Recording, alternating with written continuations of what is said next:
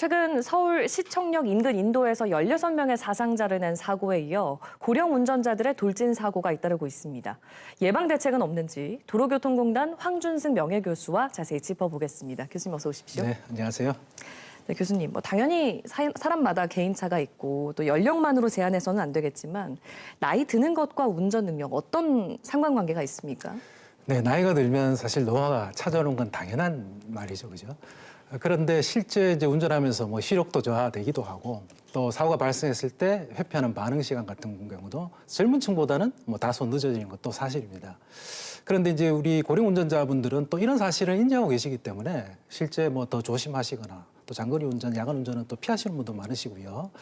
이런 보상 행동들이 나타난다는 점에서 노화 자체가 곧바로 교통사고의 직접적 원인이라고 하기는 조금 어렵고요. 다만 돌발 상황에 이제 대처하는 능력들이 좀 떨어지시는데 실제 교통사고 분석을 해보면 교차로라든가 아니면 차로를 이탈해서 나는 사고 또는 고정된 물체를 충격하는 사고 같이 빠른 판단 능력과 조작 능력이 필요한 사고 같은 경우는 좀 대처하기가 많이 어려우신 걸로 이렇게 나타나고 있습니다. 그리고 치사율 같은 경우도 연세 드셨기 때문에 아무래도 몸이 젊은 층에 비해서 약하시죠. 그러다 보니까 치사율도 좀 높은 것으로 나타나고 있습니다. 그렇군요. 실제로 최근 10년 사이에 고령 운전자 교통사고가 배로 늘었다고요? 네, 그렇습니다. 일단 그 부분은 우리 고령 운전자 교통사고가 증가하는 근본적인 이유는 고령 인구가 사실은 많이 늘어났죠. 그 인구 구조의 어떤 변화라고 보시면 되는데 실질적으로 내년부터 65세 이상 초고령화 사회가 우리나라는 당장 다가오고요. 우리 경남 같은 경우는 작년 9월 달부터 이미 시작이 됐고요. 또 65세 이상 우리 고령 인구가 우리 5명 중 1명이 해당이 되거든요. 예. 그렇다 보니까 아무래도 사고도 많이 발생을 하겠죠.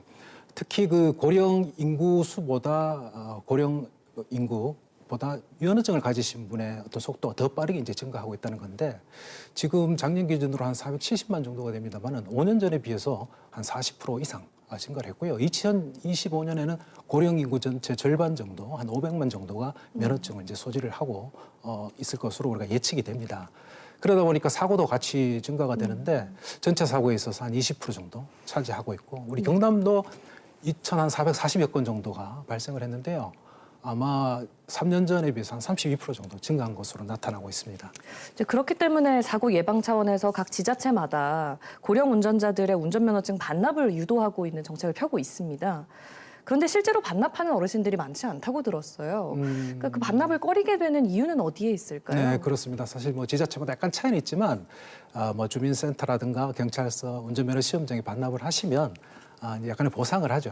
그렇죠. 교통카드라든가 이런 걸 하는데 반납률이 한 2% 정도밖에 안 되거든요. 이게 반납률이 저조하다라는 것은 반대로 생각하면 그만큼 고령 운전자들이 핸들을 놓기가 어려운 환경에 처해 있다 이렇게 판단하시면 되고요. 물론 일상생활에 불편한 점도 있고 또 실질적으로 여러 가지 또 운전 활동, 생계 활동을 하시는 분도 상당히 좀 많다라는 점이거든요.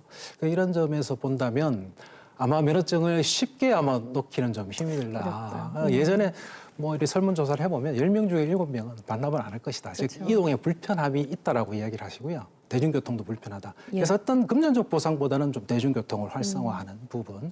그다음에 농촌 지역 같은 경우는 반납률이 더 저조하거든요. 그렇다면 농촌 지역에 우리 경남 같은 경우는 브라보 택시라고 해서 교통 수요 응답형 택시 이런 대중교통 수단을 조금 더 확보하는 것이 반납률을 높이는 그런 계기가 될 것으로 보입니다. 말씀하신 대로 이동수단을 보장을 하면서 안전교육도 같이 병행을 해야겠죠. 네, 그렇습니다. 필요한 사고 예방 대책 정리를 해주실까요? 네, 우리 안전교육도 굉장히 중요하죠. 그래서 75세 이상 운전자분들 같은 경우는 기본적으로 갱신 주기도 한 3년으로 짧아지고요. 또 안전교육도 2년 2시간 정도 이렇게 받으셔야 됩니다. 그다음에 그걸 받게 되면 또 실질적으로 보험료 혜택도 있는 것도 사실인데 문제는 갱신할 때 실질적인 운전 능력을 테스트하는 게 없잖아요.